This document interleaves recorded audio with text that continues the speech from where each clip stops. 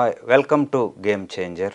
Robotics, artificial intelligence వంటి emerging technologies ఎకానమీపై, job మార్కెట్పై పెను ప్రభావం చూపుతున్నాయి. వీటి గురించి మాట్లాడేందుకు మనతో ఐరా చీఫ్ కిషన్ గారు ఉన్నారు. కిషన్ గారితో ఇప్పుడు మనం మాట్లాడదాం. Hi sir. హాయ్ అండి. ఈ టెక్నాలజీస్, రోబోటిక్స్ విపరీతంగా ఈ టెక్నాలజీ దూసుకొస్తుంది. సో డైలీ రొటీన్ లైఫ్పై దీని ఇంపాక్ట్ ఎలా ఉండబోతుంది, అట్లాగే జాబ్స్ పై ఎలాంటి ప్రభావం చూపుతుంది అంటారు? సో లాస్ట్ 4-5 ఇయర్స్లో రోబోటిక్స్ యూసేజ్ చాలా ఎక్కువ పెరిగిందండి. బట్ రోబోటిక్స్ వాడకం అనేది ఆల్మోస్ట్ మోర్ దెన్ 50-60 ఇయర్స్ నుంచి ఉంది. సో కోవిడ్ తర్వాత ఏమైందంటే చాలా సెక్టర్స్లో ఇంక్లూడింగ్ కన్జ్యూమర్ సెక్టర్స్లో కూడా రోబోటిక్స్ ఇంప్లిమెంటేషన్ స్టార్ట్ అయిపోయింది. సో ఇవి మనకి రానున్న రోజులు అంటే రీసెంట్గా ఈవెన్ మనం ఎలాన్ మస్క్ది ఆప్టిమస్ రోబోట్ కూడా చూస్తున్నాం. So even he is also aiming, ఆయన కూడా ఇది అందరి ఇళ్లలో ఉండాలి, అందరితో పాటు తిరగాలి, అందరికీ పని చేసి పెట్టాలి అనే విధంగా వాళ్ళు డెవలప్ చేస్తున్నారు. సో రానున్న రోజుల్లో రోబోటిక్స్ అనేది మన డే టు డే లైఫ్లో మనతో పాటు కలిసి మొబైల్ ఫోన్ అనేది ఎలా అయితే మనకుందో రోబోట్స్ కూడా ప్రతి ఇంట్లో ప్రతి ఒక్కరికి అలాగే ఉండబోతుంది. జాబ్ మార్కెట్ విషయానికి వచ్చేస్తే మీకు కొత్త జాబ్స్ అనేది 120% ఇంక్రీజ్ ఉంటుందని, అలాగే ఉన్న జాబ్స్కి కొద్దిగా రిస్క్ ఉంటుంది. కొద్దిగా రిస్క్ అంటే మన కంప్యూటర్స్ వచ్చిన కొత్తలో ఎలా అయితే టైప్ రైటర్స్కి ఇబ్బంది ఉండిందో అలా ఎగ్జిస్టింగ్ వాళ్ళకి కొద్దిగా ఇబ్బంది ఉంటుంది. కానీ వాళ్ళు కనుక స్కిల్ డెవలప్మెంట్, అప్ స్కిల్లింగ్ కనుక చేసుకోగలిగారు అంటే మాత్రం they can rule robotics world. అయితే మ్యానుఫ్యాక్చరింగ్, రిటైల్ సెగ్మెంట్స్లో మనకి ఇంకా రోబోటిక్స్ అంతగా కాలేదు. సో ఆ సెగ్మెంట్స్లోకి వస్తే ఏమన్నా మాన్యువల్ జాబ్స్ వెళ్ళిపోయే ప్రమాదం ఏమన్నా ఉందంటారు? సో మ్యానుఫ్యాక్చరింగ్లో వచ్చేటప్పటికి మనకి బయట కంట్రీస్లో మీరు యూరోప్, యూఎస్ కనుక చూసుకుంటే చాలా ఎక్కువ యూసేజ్ రోబోటిక్స్లో జరుగుతుంటుంది ఇండస్ట్రీస్లో. రీజన్ ఏంటంటే ఈవెన్ రెగ్యులర్ మాన్యువల్ జాబ్స్కి చేయడానికి కూడా అక్కడ లేబర్ లేరు. మన కంట్రీలో వచ్చేటప్పటికి regular day to day labour jobs ఏవైతే చిన్న చిన్న జాబ్స్ ఉంటాయో అవి చేయడానికి వీ హ్యావ్ పీపుల్. కానీ దానిపైన జాబ్స్ ఏవైతే ఉంటాయో అంటే కొన్ని రిస్కీ జాబ్స్ ఉన్నాయి, లేదంటే రిపీటెడ్ టాస్క్స్ ఏవైతే ఉంటాయో దానికి మనకి రోబోట్స్ వాడటానికి 120% స్కోప్ ఉంది. కానీ యూజ్ చేయకపోవడానికి ఒక రీజన్ ఏంటంటే మనం వాడే ప్రతి రోబోట్ మనం ఇంపోర్ట్ చేసుకుంటున్నాం. సో వీటి వల్ల ఏమవుతుంది అంటే there is lot of cost adding on the companies. So దీనికి కోసం అని చెప్పి ఇప్పుడు మేము ఐరా నుంచి చాలా స్టార్టప్స్ని ఇండియాలో మ్యానుఫ్యాక్చర్ చేయండి అని చెప్పడం జరుగుతుంది. సో వీటి వల్ల ఏమవుతుంది అంటే మనకి ఆ డైలీ ఇండస్ట్రీస్లో రిపీటెడ్ జాబ్స్, రిస్క్ జాబ్స్ ఏవైతే ఉంటాయో అక్కడ రోబోట్స్ వాడకం అనేది పెరుగుతుంది. అండ్ ఓవర్ ద లాస్ట్ 2-3 ఇయర్స్లో చూసుకుంటే మనకి ఆల్మోస్ట్ 20 నుంచి 45-50% వరకు రోబోట్స్ ఇంక్రీజ్ అయినాయి ఆల్రెడీ. సో ఇప్పుడు రోబోటిక్స్ హబ్గా చైనా ఉంది. మన ఇండియా ఏ పొజిషన్లో ఉంది? దానికి అందుకోగలగాలంటే ఎలాంటి పాలసీ మెజర్స్ మీరు సజెస్ట్ చేస్తారు? సో చైనా 2020 ముందు ఇప్పటికీ కూడా మ్యాక్సిమం సెక్టర్లో రోబోటిక్స్లో వాళ్ళు కీ రోల్స్ ప్లే చేస్తున్నారు. ఇండియా 2020 ముందు హానెస్ట్లీ మనం ఎక్కడ కూడా లేమండి. But Indians are there. US వెళ్ళి లేదంటే బయట ఫారిన్ కంట్రీస్ వెళ్ళి వాళ్ళు చాలా చేస్తూ ఉన్నారు. బట్ ఎక్కడ కూడా India as a country they was no representation anywhere. COVID తర్వాత సినారియో కంప్లీట్గా డ్రాస్టికల్ చేంజ్ వచ్చింది. సో ఎప్పుడైతే అది ఐడెంటిఫై చేసామో సో అప్పుడే మేము గవర్నమెంట్స్ సపోర్ట్ తీసుకొని all India robotics association start చేయడం జరిగింది. And this is the first trade body. And ఇప్పుడు ఆల్మోస్ట్ మేము స్టార్ట్ చేసినప్పుడు 2020 December 15th we have around రఫ్లీ 2,000 to 3,000 రోబోటిక్ స్టార్టప్స్ ఉన్నాయి. ఈరోజు ఇండియాలో మోర్ దెన్ 8,000 రోబోటిక్ స్టార్టప్స్ ఉన్నాయి. అండ్ ఇండియాలోనే వీళ్ళందరూ మ్యానుఫ్యాక్చర్ చేస్తున్నారు. అండ్ ఇవన్నీ కూడా ఎలా ఉన్నాయంటే ఫైనల్ స్టేజెస్ ఆఫ్ ప్రోడక్ట్స్లో ఉన్నాయి. సో నెక్స్ట్ 2-2.5 ఇయర్స్లో మీరు చాలా కొత్త ప్రోడక్ట్స్ ఇండియాలో ఉన్న ఇండియన్ రోబోటిక్ స్టార్టప్స్ డెఫినెట్గా చూస్తారు పీపుల్. ఏ సెక్టార్స్ అండ్ సెగ్మెంట్స్లో ఛాన్సెస్ ఎక్కువ వచ్చేసి మనకి అగ్రికల్చర్ ఉందండి. Agriculture is one very important sector ఎందుకంటే మనందరికీ తెలుసు more than 50% of the population is still depends on agriculture. అగ్రికల్చర్లో లేబర్ షార్టేజ్ చాలా ఉంది. మా ఇండస్ట్రీలో ఎలా అయితే లేబర్ షార్టేజ్ లేదో అగ్రికల్చర్ వచ్చేటప్పటికి లేబర్ షార్టేజ్ ఉంది. అంటే ఫార్మర్స్ ఇండిపెండెంట్ అయిపోయారు, ఫార్మర్స్ ఒక్కలే అయిపోయారు. సో వాళ్ళకి లేబర్ సపోర్ట్ లేకుండా ఉంది. సో ఇలాంటి సెక్టర్స్లో మనకి రోబోటిక్స్కి చాలా అవసరం ఉంది. And second defence. Defence obviously మీరు చైనా చూసుకున్న, యుఎస్ చూసుకున్న, రష్యా చూసుకున్న, తర్వాత ఎనీ కొరియన్ కానివ్వండి, ఇజ్రాయెల్ కానివ్వండి, రోబోట్స్ని ఆల్రెడీ వాడుతున్నారు. సో మనకు ఒక డిఫెన్స్లో మనకి రోబోటిక్స్కి స్కోప్ ఉంది. స్పేస్, సో స్పేస్లో మనం కనుక రీసెంట్గా లాస్ట్ ఒక 1 year ఆఫ్ ఇస్రోని కనుక ఫాలో అయ్యి ఉంటే, బిఫోర్ 1 year వరకు ISRO's major focus was always on రాకెట్ని పంపడం, రాకెట్తో శాటిలైట్స్ని పంపడం. సో అక్కడ ఎన్ని అచీవ్మెంట్స్ ఉన్నాయో అన్ని అచీవ్మెంట్స్ ఇస్రో సాధించేసింది. సో ఇప్పుడు even ISRO also wants to go ఒక స్టెప్ ముందుకి. అలాగే దాంట్లో పార్ట్గానే వాళ్ళు ఇప్పుడు international space station, Indian space station plan చేస్తున్నారు. సో ఇలాంటి స్పేస్ స్టేషన్స్ అన్నీ కట్టడానికి, అసెంబుల్ చేయడానికి రోబోట్స్ అవసరం అనేది చాలా గట్టిగా ఉంటుంది. So space has a very good. And health care already చాలామంది మనందరం అనుకుంటున్నట్టు, మీరు ఏ హాస్పిటల్ చూసిన ఇవాళ రేపు రోబోటిక్ సర్జరీ అనేది ప్రమోషన్ ఎక్కువైపోయింది. సో డాక్టర్స్ గురించి ఎవరు మాట్లాడలేదు, అంతా రోబోటిక్స్ గురించి మాట్లాడుతున్నారు, రోబోట్స్ అని. సో హెల్త్ కేర్ ఒకటి చాలా బాగుంది. And industrial automation obviously. And అన్నిటికన్నా కనిపియని ఒక సెక్టర్, చాలా త్వరగా రీచ్ అవ్వబోయే సెక్టర్, గ్రో అయ్యే సెక్టర్ వచ్చి కన్జ్యూమర్. మన ఇంట్లో రోబోట్స్ కానివ్వండి, అంటే వాక్యూమ్ క్లీనింగ్కి కానివ్వండి, డిష్ వాషర్ ఆర్ మనకి హెల్ప్ చేసే సర్వెంట్ రోబోట్స్ కానివ్వండి, ఇవి కనిపించకుండా చాలా అతి త్వరగా మార్కెట్లోకి రాబోయే రోబోట్స్ అనేవి. సార్ ఇప్పుడు రోబోటిక్స్ అంటే కొంత ఇట్స్ ఏ రాకెట్ సైన్స్ అనే భయం ఉంది. అయితే దీంట్లో స్కిల్స్ డెవలప్ చేసుకొని జాబ్స్ ఎలా పొందే ఛాన్సెస్ ఎట్లున్నాయంటారు? సో ఇది వరకు మీద చూసుకుంటే లాస్ట్ 2 yearsలో ఇండియాలో జాబ్ ఆపర్చునిటీస్ పెరిగాయండి.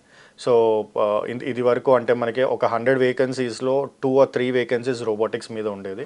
ఇప్పుడు ఎలా అయిపోయిందంటే 100 వేకెన్సీస్లో టెక్నాలజీ, ఎమర్జింగ్ టెక్నాలజీస్లో మాట్లాడుతున్నాను, 100 వేకెన్సీస్లో అట్లీస్ట్ 25 to 30 జాబ్స్ ఇప్పుడు రోబోటిక్స్లో ఉన్నాయి అవైలబుల్. అండ్ రోబోటిక్స్లో ఉన్న ఒక్క బ్యూటిఫుల్ థింగ్ ఏంటి అంటే, మీకు ఎనీ డొమైన్, అంటే మెకానికల్ ఇంజనీర్ కానివ్వండి, కంప్యూటర్ ఇంజనీర్ కానివ్వండి, information technology are even electronics or electrical background, వీళ్ళు ఏ బ్యాక్గ్రౌండ్ నుంచి వచ్చినా సరే వాళ్ళకి రోబోటిక్స్లో ఎక్కడో ఒక దగ్గర జాబ్ అవైలబుల్ ఉంటుంది. దీంతోపాటు knowledge, main what we generally call as ప్రోడక్ట్కి సపోర్ట్ చేయడానికి. సో ఇప్పుడు హెల్త్ కేర్ రోబోట్ చేస్తున్నాము అనుకోండి, so we also need doctors to support. So అంటే ఈవెన్ మెడిసిన్ చేసినా రోబోటిక్స్లో వాళ్ళు రాణించగలరు. సివిల్, కన్స్ట్రక్షన్లో కనుక రోబోట్స్ వాడుతున్నాం అనుకోండి, సివిల్ ఇంజనీర్స్ అయినా సరే రోబోటిక్స్లో రాణించగలరు. సో సబ్జెక్ట్ మ్యాటర్ ఎక్స్పర్ట్తో పాటు రోబోటిక్స్ టెక్నీషియన్స్ అండ్ ఇంజనీర్స్కి అవైలబుల్ ఉన్నాయి. అండ్ ఇది వరకు చూసుకుంటే ఓన్లీ రోబోటిక్స్ ఇంజనీరింగ్లోనే స్కోప్ ఉండింది. ఇవాళ రోబోటిక్స్ టెక్నీషియన్ ప్రోగ్రామ్స్ కూడా పెరిగినాయి. అంటే ఒక రోబోట్ మార్కెట్లోకి వచ్చిన తర్వాత దాన్ని అసెంబుల్ చేయడానికి, సర్వీస్ చేయడానికి, ఏమైనా రిపేర్స్ వస్తే చేయడానికి, అంటే ఈవెన్ బ్లూ కాలర్ జాబ్స్ కూడా రోబోటిక్స్లో రావడం స్టార్ట్ అయింది. So there are lot of opportunities. మీరు ఎంటర్ప్రెన్యూర్గా కూడా ఉన్నారు, హెచ్బాట్స్ రోబోటిక్స్ రన్ చేశారు. సో ఏ కైండ్ ఆఫ్ ప్రోడక్ట్స్ అప్పటి చేశారు, మీ ఎక్స్పీరియన్సెస్? సో హెచ్బాట్స్ అనేది మెయిన్గా పోలీసింగ్ రోబోట్ మీద చేశామండి. 2017లో అది హానెస్ట్లీ ఆ టైంలో one of the most viral products in the country. చాలా ఎర్లీగా మార్కెట్లోకి వచ్చాం. 2017లో రోబోటిక్స్ అనేది అప్పటికి ఇంకా తెలీదు. మేము అప్పుడే పోలీస్ రోబోట్ అంటాం, స్మార్ట్ అంటాం. So we couldn't make that happen in India properly. దాని తర్వాత 2-3 ప్రోడక్ట్స్తో వచ్చాము, కొన్ని సర్వీసెస్ చేసాం. So we were very doing pretty much good. But ఎంత చేసినా మాకు మేజర్ కన్సర్న్ అనేది ప్రతిసారి ఇంపోర్ట్ ఎక్స్పోర్ట్లో ఉండేది. సో మేము ఏదైనా ప్రోడక్ట్ ఎక్స్పోర్ట్ చేయాలి అన్న మాకు ప్రాబ్లం ఉండేది, కాంపోనెంట్స్ ఇంపోర్ట్స్ చేసుకోవాలన్న ప్రాబ్లం ఉండేది. That's when we realised, okay trade body లేదు, అసలు ఒక అసోసియేషన్ లేదు, పాలసీస్ లేవు, సో ఎందుకు ఏమైనా స్టార్ట్ చేయకూడదు అనుకొని ఐరా అనే కాన్సెప్ట్ వచ్చింది. సో అప్పుడున్న గవర్నమెంట్ దగ్గరికి, సెంట్రల్ గవర్నమెంట్ దగ్గరికి వెళ్తే వాళ్ళు ఇమీడియట్గా ఒప్పుకోవడం, వాళ్ళు సెమీ గవర్నమెంట్ ఆర్గనైజేషన్ కింద స్టార్ట్ చేద్దామంటాం. సో వెంటనే మేము స్టార్ట్ చేసాం. ఈరోజు తెలంగాణ స్టేట్కి ఒక పాలసీ ఉంది రోబోటిక్స్లో, నేషనల్ స్ట్రాటజీ ఆన్ రోబోటిక్స్ అని సెంట్రల్ గవర్నమెంట్ ఒక పాలసీ ఉంది. And Andhra Pradesh is coming with its own policy. At the same time Kerala ఒక పాలసీ. సో చాలా స్టేట్స్ ఇప్పుడు రోబోటిక్స్ పాలసీస్ తీసుకొని వస్తున్నాయి. అండ్ ఆ హెచ్బాట్స్ ఎక్స్పీరియన్స్లో నేను చెప్పినట్టుగా major drawback or major challenge I always have is, నా రోబోట్ ఎక్స్పోర్ట్ చేయాలి అన్న ప్రాబ్లం, నేను ఏదైనా ఇంపోర్ట్ చేసుకోవాలన్న ప్రాబ్లం. సో ఈ గేమ్ చేంజింగ్ టెక్నాలజీ రోబోటిక్స్ చూసుకుంటే ఇందులో జాబ్స్ బాగా పెరిగేదానికి, అట్లాగే ఎకానమీ గ్రో అయ్యేదానికి మీరు ఎలాంటి స్టెప్స్ సజెస్ట్ చేస్తారు? సో జాబ్స్ దానికి ఎస్పెషలీ ఇప్పుడు స్టూడెంట్స్ అయితే కనుక రోబోటిక్స్ మీద వేరియస్ ప్రోగ్రామ్స్ ఉన్నాయి. రోబోటిక్స్ ఆపరేటింగ్ సిస్టమ్స్ అని ఒక సాఫ్ట్వేర్ ఉంది. సో దాంట్లో ఎక్కువ నేర్చుకోమని నేను సజెస్ట్ చేస్తాను. ఎందుకంటే దాంట్లో చాలా హై పేయింగ్ జాబ్స్ ఉన్నాయి already. At the same time electronics and ఎలక్ట్రికల్లో చాలా రిక్వైర్మెంట్ ఉంది. మెకానికల్ డిజైనర్స్ మనం ఇండియా అండ్ హైదరాబాద్లో చాలా ఇండస్ట్రీస్ ఉన్నాయండి. సో ఆల్రెడీ మెకానికల్లో మనం చాలా మంచి పొజిషన్లో ఉన్నాం. వీళ్ళు ఉన్న నాలెడ్జ్ని రోబోటిక్స్కి కనుక కొంచెం యూస్ చేయగలిగితే సో వాళ్ళకి ఇంకా మంచి హై పేయింగ్ జాబ్స్ ఆపర్చునిటీస్ దాంట్లో ఉంటాయి. అండ్ దీంతోపాటు రోబోటిక్స్ ఎడ్యుకేషన్. సో ఇది వరకు రోబోటిక్స్ చదవాలి అంటే ఇండియా దాటి బయటకు వెళ్ళాల్సి వచ్చేది. బట్ ఇవాళ బీటెక్ గ్రాడ్యుయేషన్లోనే చాలా కాలేజెస్ యూనివర్సిటీస్ ఆల్రెడీ ఉన్నాయి. అట్ ద సేమ్ టైం మేము ఐరా కూడా ఆంధ్రప్రదేశ్ గవర్నమెంట్తో కలిసి అతి త్వరలో ఫస్ట్ రోబోటిక్స్ యూనివర్సిటీ ఆంధ్రప్రదేశ్లో ఎస్టాబ్లిష్ చేయబోతున్నాం. సో దీనికి ఆల్రెడీ డిస్కషన్స్లో ఉన్నాయి. అండ్ మోస్ట్లీ అనంతపూర్లో we gonna come up with a university soon. So this will be the first of its kind university. So దీంట్లో కూడా ఎవరైనా జాయిన్ అవ్వచ్చు, ఎవరైనా ఏదైనా నేర్చుకోవచ్చు. దీంతోపాటు టెక్నీషియన్స్. సో టెక్నీషియన్స్ అంటే జనరలీ ఐటీఐ చేసిన వాళ్ళు, డిప్లొమా చేసిన వాళ్ళు, వీళ్ళు ఇది వరకు అంతా ఎలక్ట్రీషియన్ కోర్సెస్ కానివ్వండి, లేదు అంటే మెకానికల్ కోర్సెస్ కానీ ఇవి ఎక్కువ నేర్చుకునేవాళ్ళు.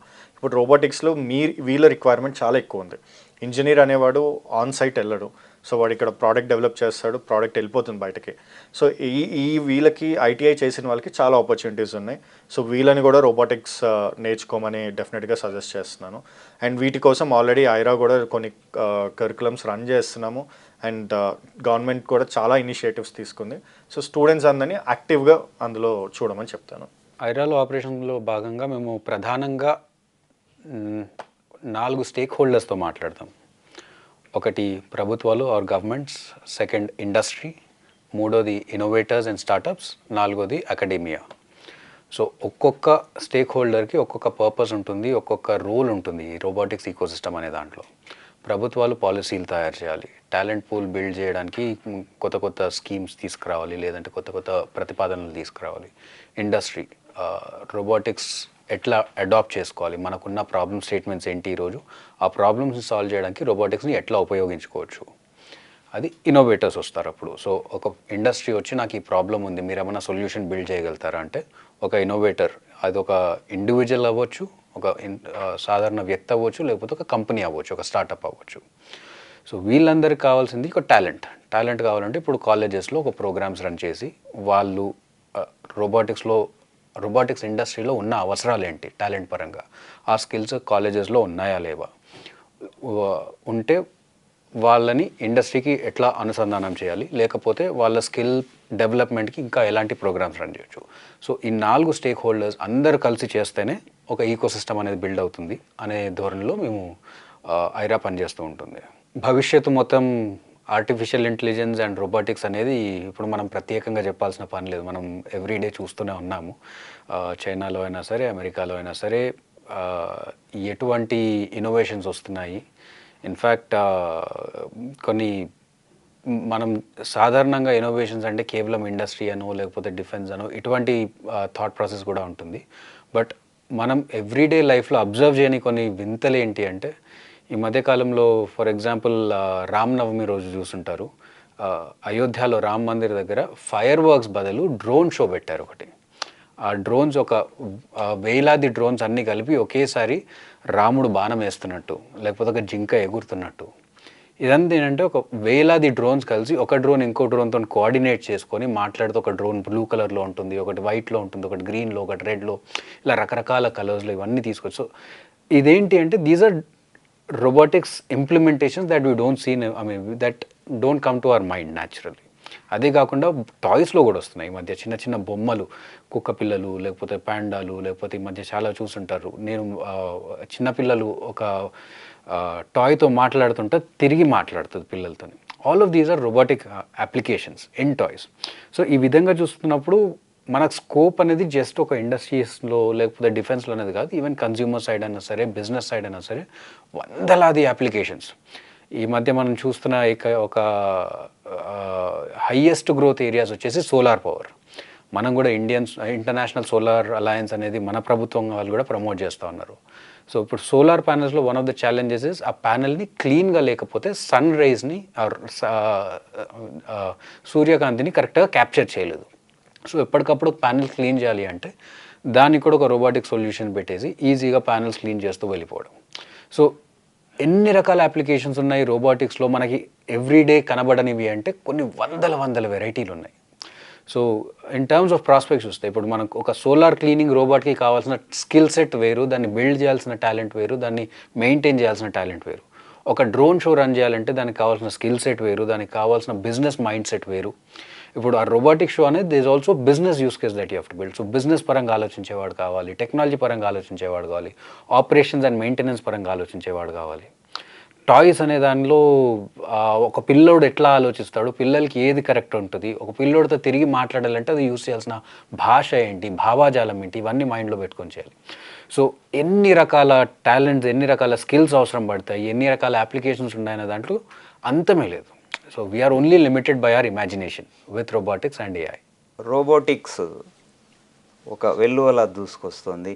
దీనికి మనం గవర్నమెంట్ నుంచి సపోర్ట్ చేస్తే మన జీడిపి ఎంత మేర గ్రో అయ్యే అవకాశం ఉంది? సో దీనికి ఒక చిన్న ఎగ్జాంపుల్ చెప్తానండి. 2022 రికార్డ్స్ ప్రకారం ఇండియాలో మనకి దాదాపు 22 లక్షల స్కూల్స్ ఉన్నాయి, 22 లాక్ స్కూల్స్ ఉన్నాయి. అందులో సెకండరీ స్కూల్స్ ఆల్మోస్ట్ ఒక 12 to 14 లాక్ స్కూల్స్ ఉంటాయండి. ఈ 12 లాక్ స్కూల్స్లో on and average every year ఒక 50 స్టూడెంట్స్ రోబోటిక్స్ నేర్చుకుంటూ ఉన్నారు. అండ్ వీళ్ళు నేర్చుకోవడానికి రఫ్లీ ఒక 500 రూపీస్ దాకా కడుతూ ఉంటారు. అంటే 50 స్కూల్స్ నుంచి రఫ్గా, ఒక్కొక్క స్కూల్ నుంచి రఫ్గా ఒక 1.5 lakh దాకా జనరేట్ అవుతుంది.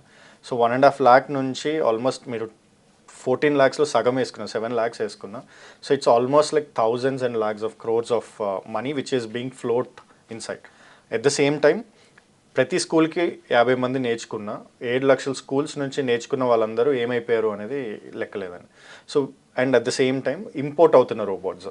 సో ఇండియాలో చాలా ఇది వరకు నేను అన్నట్టు ఐరా స్టార్ట్ చేసే టైంకి 2000 రోబోటిక్స్ కంపెనీస్ ఏవైతే ఉన్నాయో ఈ 2000లో ఒక 100 మాత్రం ఇండియాలో చేస్తూ ఉండొచ్చు, మిగతా వాళ్ళందరూ ఇంపోర్ట్ చేసుకున్నారు. సో ఇంపోర్ట్ అయిన రోబోట్స్ ఏమైపోయినాయి. దాంతోపాటు ఈ ఇండియాలో తయారు చేసిన వాళ్ళు ఎక్స్పోర్ట్ ఎందుకు చేయలేకపోతున్నారు. సో వీటన్నిటినీ కన్సర్న్స్ మైండ్లో పెట్టుకొని పాలసీస్ రూపొందించాలి అనేది ఒక ఫస్ట్ థాట్ వచ్చింది. సో ఎప్పుడైతే మేము తెలంగాణ గవర్నమెంట్ చేసింది పాలసీ, తర్వాత సెంట్రల్ గవర్నమెంట్ నుంచి వచ్చింది. సో సెంట్రల్ గవర్నమెంట్ నుంచి కనుక మేము కూర్చున్నట్లయితే, సో మేము పెట్టుకున్న మేజర్, అంటే గవర్నమెంట్ నుంచి చేయాలనుకున్న మేజర్ వచ్చి ప్రతి రోబోట్ మీద ఎట్లా అయితే మనం కార్కి ఒక రిజిస్ట్రేషన్ నెంబర్ ఉంటుందో ప్రతి రోబోట్కి ఒక నెంబర్ ఇద్దాము. సో ఎన్ని రోబోట్స్ ఇండియాలోకి వస్తున్నాయి, ఎన్ని బయటకు వెళ్తున్నాయి, ఎంత రెవెన్యూ జనరేట్ అవుతుంది అనేది ఒకటి. సెకండ్, రోబోటిక్స్లో ఎవరైనా ఏదైనా గ్రౌండ్ బ్రేకింగ్ టెక్నాలజీ మీద ఏదైనా వాళ్ళు కనుక ఇన్నోవేషన్ కనుక చేయగలిగితే సో వాళ్ళకి గ్రాంట్స్ ఇవ్వాలి అనుకున్నాం. దీంతోపాటు వాళ్ళు ఏదైనా స్టార్టప్ కనుక పెట్టుకుంటే ఆ స్టార్టప్కి జిఎస్టీ రియంబర్స్మెంట్స్ ఇస్తున్నాం పాలసీ ప్రకారం, ల్యాండ్స్ సబ్సిడీ ఇస్తున్నాము.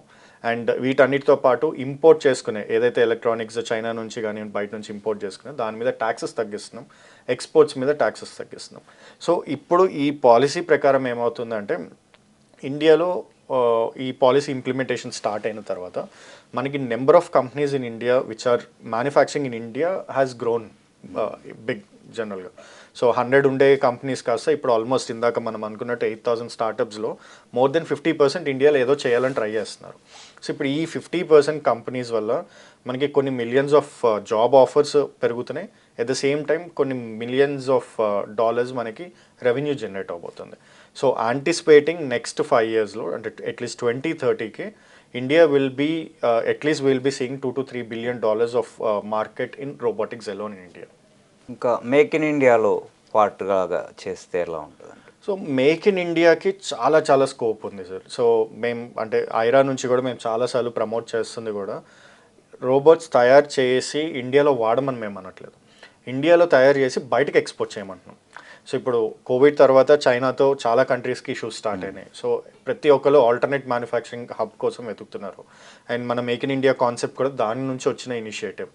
సో మనం ఆల్రెడీ చిప్ మ్యానుఫ్యాక్చరింగ్ మీద ఫోకస్ చేసాము, అంటే as a country hardware manufacturing అంటున్నాము, ఎలక్ట్రానిక్స్ అంటున్నాము, at the same time complete core manufacturing అంటున్నాము.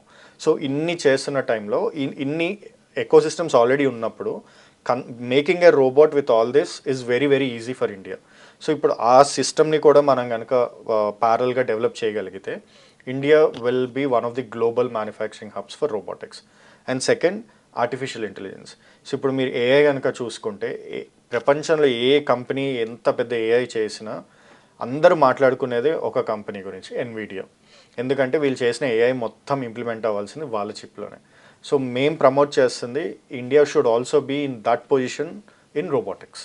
సో అలాంటి ఇన్నోవేషన్స్ కనుక మన దగ్గర అయినాయి అనుకోండి, ప్రపంచంలో ఎక్కడ ఏ ఇన్నోవేషన్ జరిగినా సరే దాని మూలం అనేది ఇండియాలో ఉంటుంది అనేది.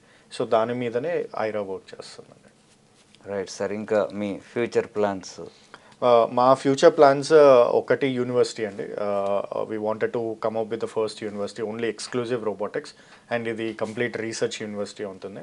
సో దీంట్లో ఎక్కువ శాతం ఎడ్యుకేషన్తో పాటు రీసెర్చ్కి సమానంగా disaster management, space and defence related research ఈ యూనివర్సిటీలో చేయాలి అనేది.